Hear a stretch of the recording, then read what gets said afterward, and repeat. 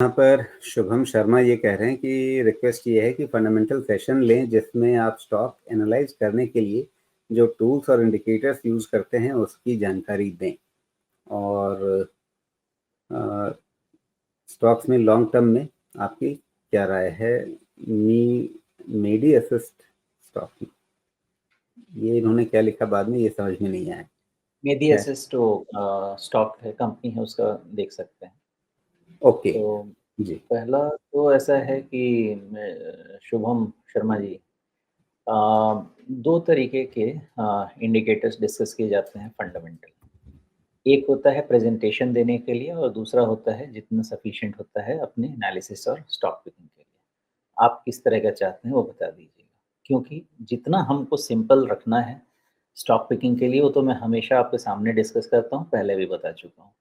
बाकी प्रेजेंटेशन देने के लिए 15 पेज का बहुत सारा इंडिकेटर ऐड किया जा सकता है, इतना कोई काम नहीं आता है। अल्टीमेटली सब कुछ भाई साहब अर्निंग्स पे है, सब कुछ अर्निंग्स और वैल्यूएशन पे है, इसके अलावा बाकी सब कहानी है। आप खाली अर्निंग समझें किसी भी कंपनी की, ईपीएस समझिए, पीई समझिए, रिटर्न ऑन कैपिटल एम्प्लॉयड समझिए, रिटर्न ऑन इक्विटी समझिए, डेट इक्विटी समझिए, सबसे ज़रूरी प्रमोटर ग्रुप का ट्रैक रिकॉर्ड समझिए, एनुअल रिपोर्ट समझिए, इतनी छोटी-छोटी कैश फ्लो समझिए, कैश फ्लो पॉजिटिव होना चाहिए। इतनी छोटी-छोटी चीज़ समझ लीजिए, इससे ज़्यादा बहुत कुछ और नहीं है। बाकी जितना भी आप पेज कई-कई रिपोर्ट आप देखेंगे 150-150 पेज के बनते हैं, पढ़ पाएँगे? कोई भी पहले पेज के आगे नहीं बढ़ता है। तो उतना इंडिकेटर जानने की ज़रूरत नहीं है, सिंपल फंडामेंटल वाले हैं, इससे ज़्यादा मैं भी देखना नहीं चाहता।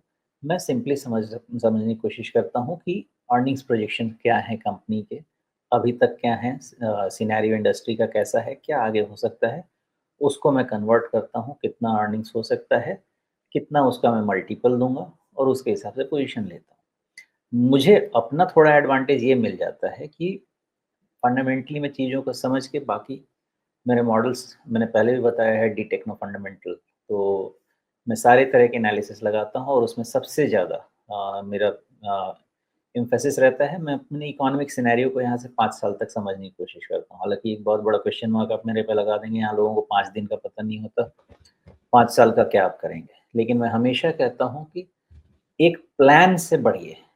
लोगों का कहना है कि कुछ प्लान नहीं कर सकते, मैं कहता हूँ कोई बात नहीं है।